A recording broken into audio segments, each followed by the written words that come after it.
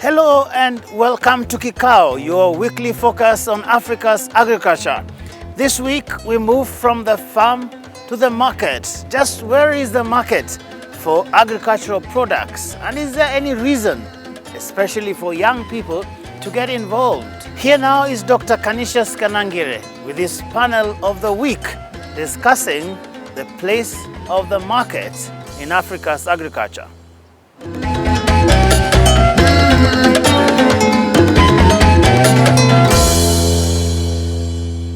Farmers in most of Sub-Saharan African countries, especially smallholder farmers, are doing their best to produce various crops and carry out other farming activities, including livestock keeping, to feed their families and make a living.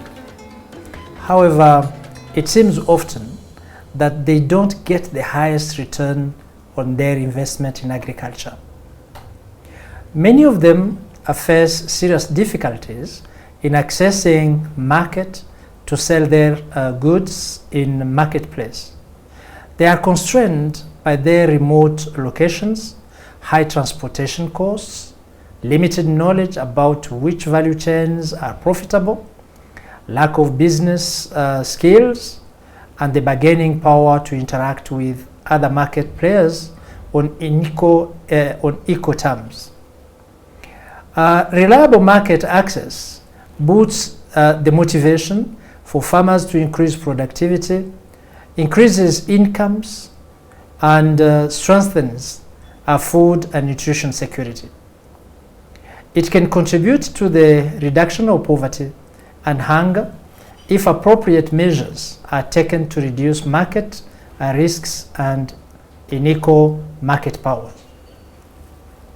So, how do we ensure these farmers get their efforts worth in terms of return on investment? How do we enhance their understanding of the market environment in which they operate? On this episode of KIKAO, we will explore these questions to understand how Africa can turn its smallholder farmers into more effective and productive members of the community. I am Dr. Canisius Kanangire, the Executive Director of AATF, and this week I'm speaking to Mrs. Violet Nyando, Membership Services, Policy and Advocacy Manager at Cereal Growers Association, Kenya, and Mrs. Salamatu Garba, Founder and Executive Director of Women Farmers Advancement Network, WOFAN, Nigeria. Salamatu is an award winner, Value for Her by African Green Revolution Forum for Agribusinesses for Africa. You are welcome. Thank you so much. Thank you. There is one question that most of our audience and ourselves, that question is, we don't have a clear answer. When we talk of smallholder farmer, what are we talking about? Who are we referring to? Is it the size of the land or the volume of operations that they run, which define them as smallholder farmer? Thank you so much, Dr. Canisius. As you mentioned, I work with Cereal Growers Association, which is a national member-based association that works with growers, cereal growers in Kenya. Who is a smallholder farmer? And I can tell you it gets as ambiguous and contextual as it comes. So when you look at what I'll say widely acceptable definition of a smallholder farmer by FAO, by our country ministry that is responsible for agriculture, you look at what World Bank would define who a smallholder farmer is, they look at the land size, and therefore anyone who has less than 2 hectares, 2 hectares will be classified as a smallholder farmer. And that's what I will say widely accepted. But then when you look at country-specific conditions, 2 hectares could be a large-scale farmer in some context. So if you go by that, then that would be a smallholder farmer. Now, I would also want to define a smallholder farmer on the basis of their scale of operation. Anyone who gets into farming mainly for purposes of subsistence, up to 90% of what they do goes into subsistence, I will classify them as smallholder farmers. And then there's another definition. If you have 2 hectares, which in the context we are saying is a smallholder farmer, if you are growing wheat on a 2-hectare piece of land, then you're a smallholder farmer. But if you are growing herbs, which is a high-value crop, on 2 hectares, then you can as well be classified as a large-scale farmer. Because now that one is based on the enterprise that you are engaged in. Yeah? And then you come to associations like Zero Growers Association. We have our own contextualized way of defining who a smallholder farmer is. Because then we are looking at the context of the country and trying to see, being a member-based organization, how do we then appreciate that farmers are not uniform? We have those ones who are medium-scale, large-scale farmers, and smallholder farmers. So that one then becomes a contextualized, institutional-based definition. Then last but not least, look at the agroecological zones, the way they are distributed, including the demographics, especially on population. Now, in the Kenyan context, we have the ASALs. I could be staying somewhere in Marsabit and I have 1,000 acres of land. And I compare myself with a farmer who is in Kiambu, a highly populated area, who has about 5 acres. Now, a farmer in Kiambu, in a highly densely populated area with 5 hectares, which is a high potential area, becomes a large-scale farmer. As compared to the one who is in the ASAL. So I think I want to believe when it comes to defining a smallholder farmer, it has to be contextualized. But for purposes of appreciating and trying to just define who it is, then we can adopt anyone who has less than 2 hectares. Yes, I think what you said is very, very informative to us and to our listeners on the definition. Indeed, it is very complicated. But then 2 hectares and lower, that is small. Subsistence mainly, 90% as you said, it is subsistence farming. And then when you go to commercial, when you intensify your production and get to the market, it starts now getting another type of definition. Exactly. I think we are served. We will choose what we want to call smallholder farmer. But and we know when we look at the population in Africa, that most of our farmers are smallholder farmers. In any of all the definitions that you gave, they are smallholder farmers. 60–70% of our farmers. How significant are smallholder farmers in food production and attaining food security on the African continent? Thank you very much. I'm Dr. Salamatu Garba, like you have explained, the founder of Women Farmers Advancement Network, a smallholder farmer association, I will call it. So coincidentally, we're discussing that, and we have about 45,000 groups of 30 members each. So I'll be talking in the context of experience of this number of farmers that we'll work with. For the question that you have asked, our classification is like in 3 sections, because even this subsistence we're talking about, they fall within different categories. There are these farmers that farm only to feed their family, and it doesn't take them a circle. And they are people that depend mostly on rain-fed agriculture. They have nothing to back it up, and they get less than 50% expected output from their farmers because they lack extension services and other benefits that they require. And this makes them dependent to live from hand to mouth. But looking at their population in Africa, they make up like 70 to 80%, like everybody has rightly said. So these people are making the food security a problem in Africa, because we're not building the capacity of these people to feed into the system that will make all of us to survive.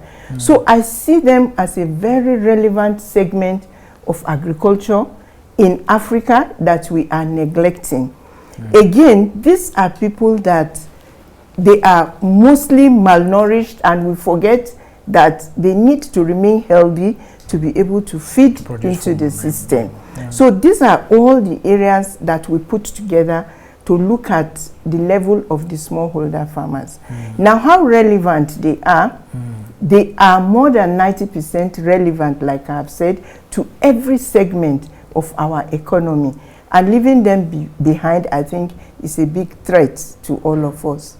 Yeah, I think it is very, very interesting, and I would say a bit frustrating to see a so important portion of our population involved in agriculture as smallholder farmer, and yet they don't produce enough for them to get income to improve their own lives and livelihoods. So she said they are undernourished. They have, those are the one actually many times they characterize as African farmer, dirty, poor, and everything. And they are very significant. They are. Because there are many, they produce enough for to feed a huge portion of population, taking their families and a few others. But then they need to be taken care of in a certain way, because they spend a lot of time on the farm. They produce very minimum, and at the end of the day, they don't get the return of the investment and time they put in the agriculture. Yes. So what can we do? Why these people are not getting the fair share of their effort? Why aren't they getting the benefit, the return from so many investment in time and in resources that they put in farming? Okay. I want to respond to that, Doc, but just to add on what my fellow colleague has mentioned is that when it comes to food security, smallholder farmers are very important. Not only are they producing for themselves, but they are also producing a diverse variety of foods to ensure that there is food security, and then there's the nutrition security aspect of it. They play a very significant role of making sure we have a variety of foods on the table, including animal-based products. So that's how they are important, especially when it comes to the economies, the African economies, in terms of sustaining the food nutrition. Now to the question, you are asking, why is it that we're not seeing? We're not seeing the value. I'll respond this way. By the fact that they are small in their operation, and by the fact that they are not well structured in terms of production and marketing, that in itself works against them. And therefore they do not have the economies of scale to have the bargaining power. So what happens? The intermediary players along the value chain then are the ones who get value that was meant for the farmer. And there are so many things, as my colleague has mentioned, that contribute to that. They do not have access to information. When they try to reach the market, they have the big brothers called the cartels in the market, who apparently they have regulations over the regulations that are on the land. So they cannot even be able to access the market. So that leaves them vulnerable, especially when it comes to participating effectively in these markets. Another area that has also made us not appreciate them is because we do not have data that backs and really quantifies the contribution that they bring on the table. Yes, we have a little information here and there, but it's not really well packaged so that we can quantify and say this is the contribution of smallholder farmers. So you hear a little bit of the agriculture is the backbone of the country. Smallholder farmers are 90% of the population, and they're the ones who are feeding the country. But no one has really packaged their contribution to a point where we attach monetary value to what they do. So what happens when the government comes up with programs and projects, they try to pump it into the smallholder farmers, but we are a nation, or rather a continent, that never learns. So Dr. Canisius comes with a program, and because you want to be seen as AATF, you don't want to build on what Cereal Growers Association is doing. So what do? We keep on reinventing the wheel. So what happens? We leave the farmers in a worse position that we found them. In fact, we confuse them more. You come with a digital technology. The other day I was talking to my mother. She has so many digital technologies on the farm. And guess what? They are more or less doing the same thing. Or maybe you would come with a technology that will give me advice on how to do farming. Another one comes and builds on that to introduce the payment aspect of it. But what happens? I want to come with a technology. You want to come with a technology. So we leave farmers in a confused NGO mentality where we are not progressively building on what is happening on the ground, and that's why they always remain where they are. Yeah, that is a very critical segment of our stakeholders, and yet indeed we don't pay much attention and have very dedicated effort to pull them up. And have them more productive. You talked about the market, where they are very vulnerable because even the few producers they have, they don't get a reliable market for that. Let's take a break, and then when we come, we'll look at all those factors which would probably transform the livelihoods of many smallholder farmers.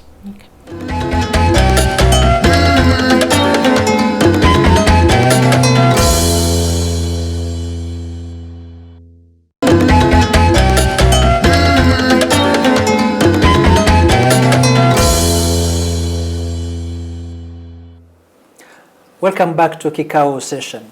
Thank you. Violet, you said something which is, which I was very interested. I needed a definition.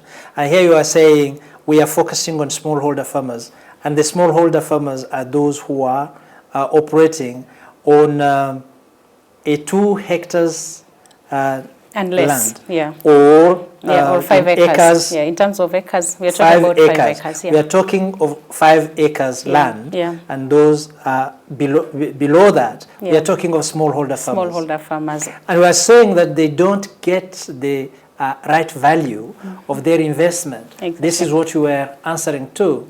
And I want to get also some ideas from Dr. Salamatu. Okay. Thank you very much. Just to add on to what my colleague has rightly said, you know, we are not taking advantage of the number of farmers that we have. We are blessed by numbers, and they said there's strength in number. But, you know, we need to put a lot of effort. Like she has said, organizations are working separately. Why don't we come together and bring that consciousness to our farmers to even value themselves, to believe that they are the backbone of Africa? We are saying it on their behalf. Let us make them feel it and own it. So when they come together, we build their group dynamic system together and make sure that they have that economic right that they look into. Let them demand for these activities we're talking about. You know, the information technology and all other things, once they come together and they appreciate themselves, then they can improve on their financial skills management programs together. They are able to advocate for things that concern them, not people doing that on their behalf. And then they are able to determine what is of priority to them. Most of the interventions we talk about are not targeting what the farmers want. And because they say the hand that receives is always below. So they bring you an intervention and they just take it. They supply you with the things that you may not necessarily which the farmers don't actually need. So we need to separate between the needs, the want, and what exactly is of priority to these farmers. So this will make them to increase in the productivity. Don't you think that will go with capacity development? That they need to develop that capacity to be able to determine exactly their priorities and how they... That is the capacity development I'm talking about, which will include the good agricultural practices, negotiation skills of these farmers themselves, knowing what to apply, what not to apply, and how to market it and where the markets are. And what about the ICT? It needs, like she said, ICT is very, very relevant. And we have to apply it in the exact places. Again, the size of the population is increasing every day, and the land size is reducing because we have the vast land, but we may not be using it to farm during rainy and dry season farming, for instance. Some have gone for urbanization and so on. Then it means that we need to change the way we farm. We need to rethink agriculture.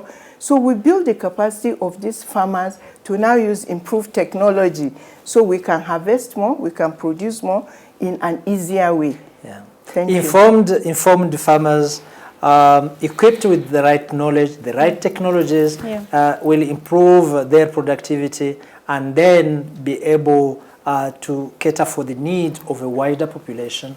And then we need absolutely agricultural transformation to adapt ourselves to the current context. We cannot do it the way our grandfathers, our grandparents did. But many times you came to the issue of bargaining power, negotiation, capabilities, and the market. Let us come back to that. How do we ensure that we have a reliable market, which is very critical to even bring that motivation to produce more? And also because there will be assured income, then also the youth will be interested to come in. It will be a positive, a success business. How do we ensure that we have that market that can be reliable and ensure that smallholder farmers are not held down there? So yes, let me take it up from the perspective of what we call contract farming. You know, these farmers, when they grow, they just do that without standard and without knowing the relevant market to take this to. And now we're bringing consciousness of what we call contract farming, like we all know. And there are like 5 types of contract farming. The one that both the buyer and the seller are not at risk and there's nothing to lose, but always the farmer is the one that loses because he will stay with his things because they are not meeting the market needs and so on. They may not buy it, or because he didn't have enough money, he will sell this and a middleman will offtake everything, and that will be the end. And we have the organized system, which I think we should make sure that we're putting a little bit of emphasis before they go into the farming sector. If we have organized off-takers for this, it means that the off-takers, let's take a relationship between the cereal producer, like my sister is doing, and the person that is processing. He needs a particular variety. You bring the input from the beginning of what he needs so that he knows that the production is coming from this end and he knows that the market is there. But where the farmer gets cheated is that he doesn't have the capacity to negotiate with this off-taker. So if he's not smart enough, he will not be able to cost for his production. And there's another one that interventions bring. They give them like loan, and they tell the farmers to return products that probably will not pay back these farmers. So someone needs to be there to let them know. And where they miss it is that at the beginning of harvest, of production, the cost of input and so on, they give to the farmer. But because the farmer is not co-sharing in the cost, they can add like 20% cost of input. And at the time of harvest, probably the farmer will not, what they have agreed the owner is going to buy from him, he may not be making anything out of that. And at the end, he goes back to square zero. So in a nutshell, that consciousness must come so that it's a win-win relationship between the two. The off-takers, the producers, all of them must come to the center. That is a very important segment that most of the time is like forgotten in the whole consideration of developing agriculture and empowering the smallholder farmer. Let me ask you, you represent very important organizations. How do these associations then come in to at least ensure that the smallholder farmer is protected, that he is not cheated by the what you call cartel, these off-takers who take advantage of the smallholder farmer. Okay, thank you so much, Doc. Just a quick rejoinder on what she mentioned. I want also to add on what you mentioned. It's just not about reliable market. It has to be reliable and profitable. Yes. If it is not profitable, the farmer won't make economic sense in what they're doing. That is one. Number two, we need to move from the mentality of helping farmers to increase productivity so that they can sell. I would sum it like this. Let's farmer grow for the market, not to market. Let them not grow so that they can go and market, but let them now grow what the market requires. So grow for the market and not to market. There was the issue around the youth. Telling beautiful and nice stories about agriculture will never bring the youth into agriculture. I know there are many discussions around making agriculture sexy. You have to go beyond that. Anything that is sexy and does not bring money or put money in the pocket, trust me, the youth will never get into agriculture. So telling nice stories about agriculture alone is not enough. What can make that youth have money in the pocket? Now, that's where the game changer is. Now, to your question, what are we doing as institutions to help? Now, having learned, you know, it's always a learning process, drawing from the lessons of the projects that we're implementing and the interventions we're putting in place. One thing that is coming out clear is that you need to have an end-to-end system to help the farmer. Don't come with an intervention that will help them increase productivity and you do not provide market. Don't provide extension system that leaves them with a new technology or a new innovation to adopt and does not give them supportive functionality for the value chain until completion. Even what the government is doing, don't come with interventions that will increase productivity and you're not giving other additional support, including access to finance. At the end of the day, the farmers won't be able to access markets. Now, farmers are not accessing markets because they do not know what the market requires. Can we facilitate them to know in terms of quantity, quality, and consistency? And then don't leave them alone. Have a system that will more or less bring like an integrated or a graduated marketing system for them. I'm a farmer who is here in Nairobi or in Kiambu, for example. I'm growing beans.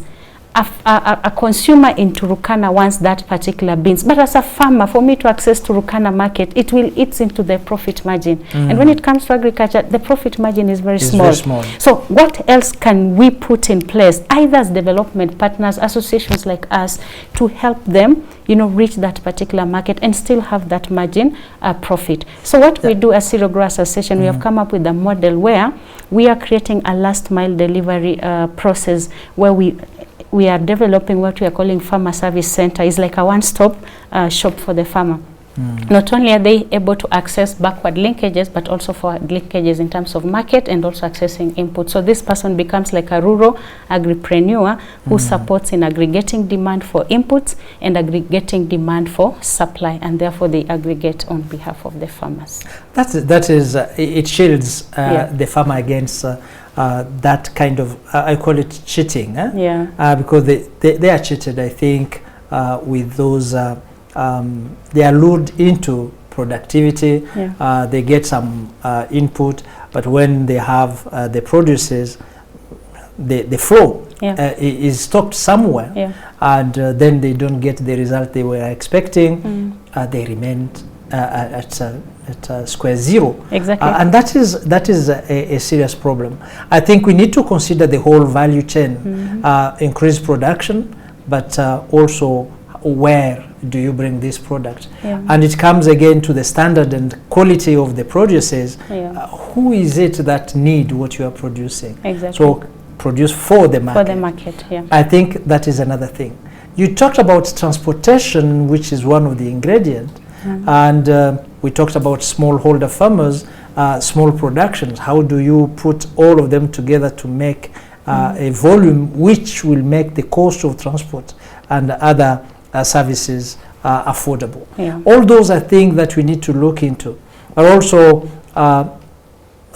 we need to look into the losses, post-harvest losses, which occur because of the delays and disconnection between different levels of the food supply chain. Or the food supply chain. I think it is very interesting. Let's take a break, and when we come back, we will again look at how do we really create some bridges for the smallholder farmers to reach the end and create some prosperity.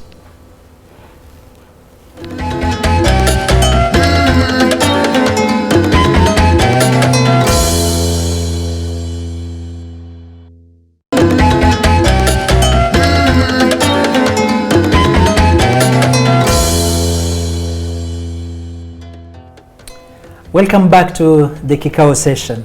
Thank you. We are talking of something very important about the market, which is at the end, that is what matters for the farmer to get the market for the produce and then convert the produces into income that will improve the livelihood of the family and contribute to the economy. But how practically do we help the farmer access the market? How do we ensure that the smallholder farmer gets the right return from the activity, and also the consumer gets the product, the good product at the right and fair price?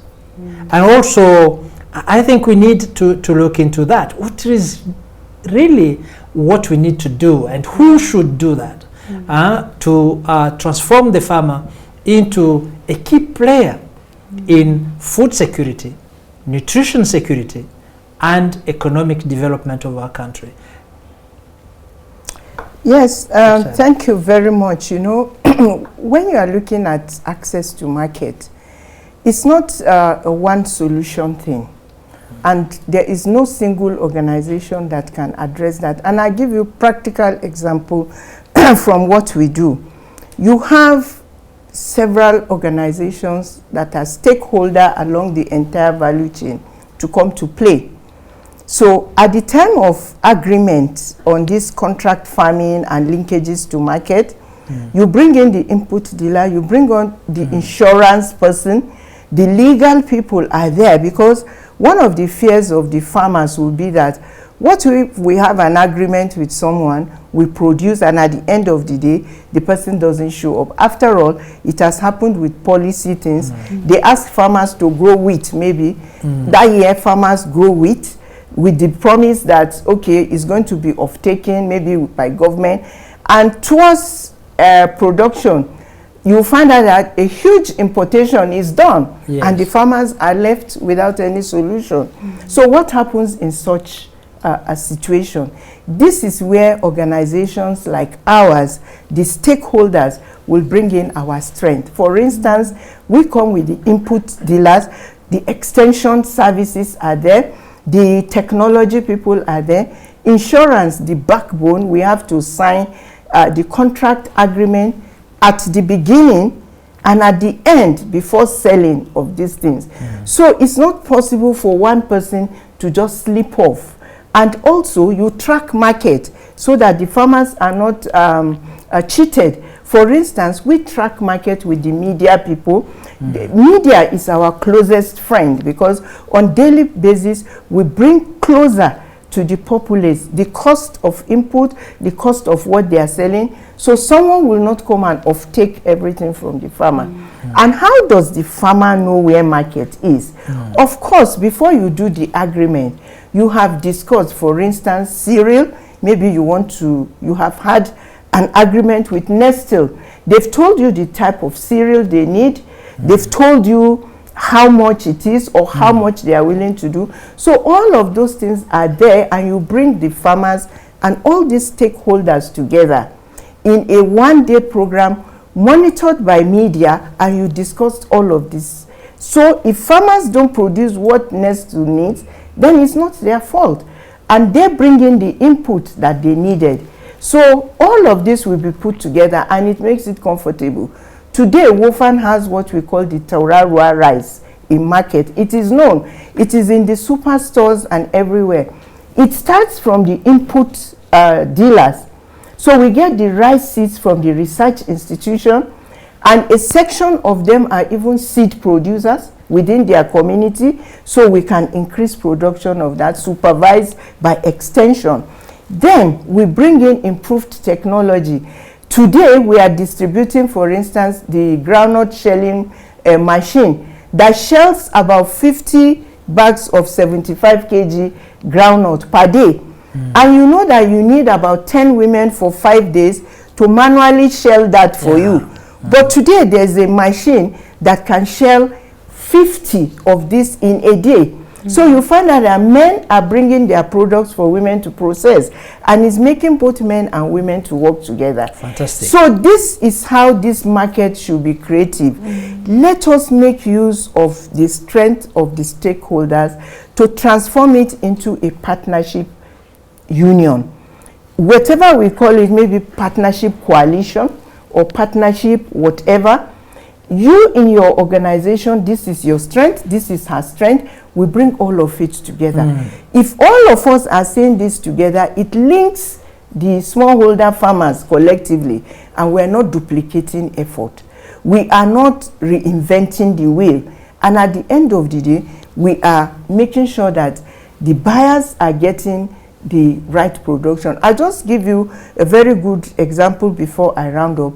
The partnership between WOFAN and ICRISAT, for instance, I think they were the World Food winners during the AGRA program as well. We've been working with them for the past 15 years.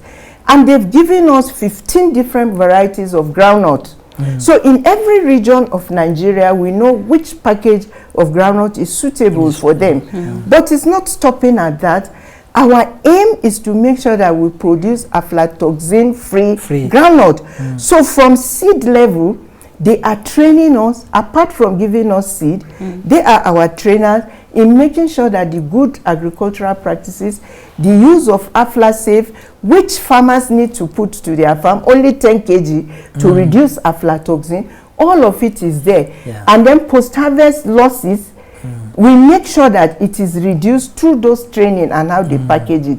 So you can see ICRISAT and WOFAN and the extension workers, all of us are working together towards addressing aflatoxin, which is a problem of Africa, that our peanut is not going anywhere outside our continent because it is rejected. Yeah, fantastic. I think what I can take from the submission of Dr. Salamatu is we need upstream information to guide what the smallholder farmer will produce. We need downstream information. Where will the produce go? How it will be processed? How it will be packaged? How it will be how it will reach the market, the consumer?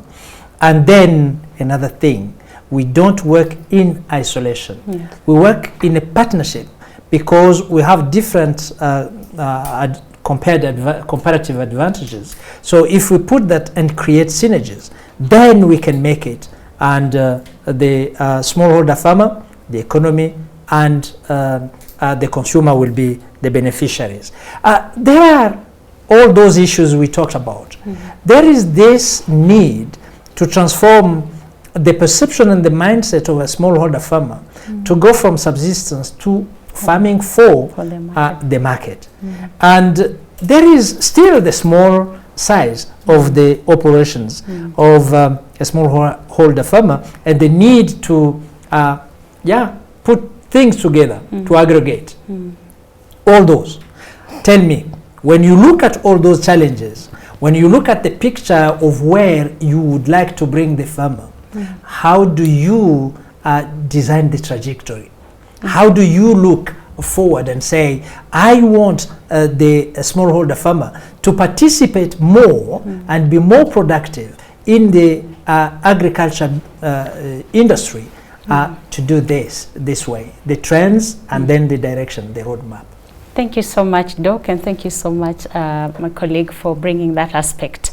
There's nothing small that cannot be made beautiful. I mean, you can work with anything small and transform it into something big. So let's start from there. And moving forward, data is becoming a very powerful tool, because data then gives you information. Information then helps people to become wiser in terms of what they make as decisions. And moving forward, that is going to be a very key area. And the government, I think it's high time the government started investing in data, in information, because when you have information, you can make informed decisions. That's one. We are now in the era where we are talking about sustainable food systems. Therefore, we cannot ignore smallholder farmers. They have to be integrated into the food supply chain through the sustainable food production systems. And we are looking at the trends that are coming up in the world right now. Global warming, we can no longer ignore it. And issues around ethical food that has been produced in an ethical way, because consumers are demanding for ethical food production systems. I think Carrefour right now, I think they have gone the cage-free egg supply. If you supply eggs from chicken that have been kegged, Carrefour supermarket right now, they are not accepting it. Now you can actually see a shift in the consumer preferences in terms of, are you producing food in an ethical manner? Look at issues around use of agrochemicals and sustainability of the environment. So issues around conservation agriculture, if you want to call it regenerative agriculture, because the soils can no longer continue being the way they are, and we still expect them to give us production that will sustain the environment, the population. So that's an area that is very key moving forward. Two, we are looking at specialty markets coming up. People are either going organic farming, or people are going a certain way of procuring the kind of food that they feed. So our smallholder farmers will have to also bring themselves to a level where they can also target profitable markets, like those specialty markets where they can sell. Using the example of what happened in Kenya, the KFC saga that happened in Kenya, smallholder farmers can no longer be left behind, because if you're using a raw material that smallholder farmers can produce in that country, the only impediment they have is because the quality does not match your standard. What prevents you from training them and bringing the seed that you want? They will still produce for you. And therefore we are saying they need to be vertically integrated within the bigger multinational system of doing business. And therefore that is the trend that we are looking at moving forward. Digitization, we can no longer assume it. Farmers are going the smart way of doing smart business using smart transaction methods. So that is something there is that we are a number of things. Exactly. And many players need to come to this and provide guidance on how to link the smallholder farmers with those, for example, the need of multinational, and then policies have to work, which constitute a big market. So there is need of a strong political will and leadership to really dedicate effort in strengthening and empowering the smallholder farmer and put him comfortably in that chain of players. Violet talked about something very important: data, evidence, to influence decision. And we know that data, you can produce them through sections like monitoring and evaluation on the operations, but also and mainly with working closely to a segment of key players we have not talked about, researchers. Who will do research, produce research. Tell me, Daktari, do you have that connection with research? Do they come and talk to the members of your association? Do they contribute to producing data which can help you have wiser and up-to-date decisions? Yeah, thank you very much. Like in my last example that I gave, I showed you how we work with like the NAERLS, which is the Nigeria Agricultural Extension Research Institute. We work with them. ICRISAT is a research organization. So they play a very significant role. But it's not just researching that is the issue. But even knowing where the strength, you asked one question and my colleague said something that I think I should also build on, is that how do you even know how to take the farmers across the entire value chain? Where do you push them?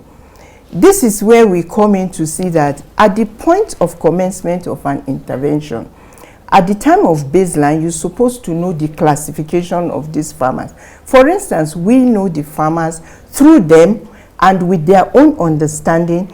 the classification of who are the producers, which people are adding value. We have those that are doing backward integration that only use the residue and now add value to it to feed livestock, and they are preparing to sell because festive period is coming now. The groundnut shell, there are some that concentrate just on that. So at the beginning, you classify this, which is data. So you have your baseline, the midline, and the end line. So when these researchers come, you know which cluster you are giving to them. So this now builds on giving us the right figure, and it tells you how to quantify your intervention. You want to know which place is appropriate for growing this, which place is appropriate for that. So research institution is one area I know that government and funders are making a kind of mistake of not paying adequate attention to them. It's time to translate research into action. The number of researches done and are on the shelves of our lecturers and students. If we try to test these things and make them actionable and we implement them, I think it will move us to a better level. Then another level I know that we are always making mistake on is we look at media as people you should just give them mere information to go and broadcast. They should be part and parcel of every step of agricultural development you are taking. Let them witness the discussion with the farmers, what is coming out of it, so when they are relating this, they understand the concept. But these areas, media and research, you cannot divorce them without this advancement of agriculture, not just in Africa, in the whole world. In the whole world. Thank you. We are talking of agriculture and here mainly of smallholder farmers. They constitute 70 to 80% of our population. They are very critical in food production and in ensuring food security. Absolutely. But then they have a lot of challenges to face. One of them is disconnection from the smallholder farmer to the market, which would improve the income and also motivate them to be even more productive. And this has a number of factors which need to be addressed. And addressing them is first getting the right information to them, but also supporting them in terms of connecting to the market, reliable and profitable market, having a network and creating partnerships, having data and linking them to researchers and communicators. The media is a part of them, and have a dedicated effort from all kinds of leaders and influencers, so that this segment of agriculture at smallholder farming level can be also transformed. Transforming this and making it profitable will change more than 70% of our populations in rural areas. That's right. It is very critical. It's very critical. So I thank you very much for all your ideas and contribution. Your experience is enormous. I think we need more KIKAO sessions to take advantage from this. Thank you so much. Viewers, thank you very much for your attention. You have seen it is very important to participate, to listen to these conversations. I invite you to the next KIKAO, which will be as interesting or more interesting than this one in the agricultural sector. I thank you very much and goodbye for now. And so there is the verdict. The space exists and the market also exists. There is every reason to get involved in agriculture. My name is Joe Agale. Until next time, thank you for watching KIKAO.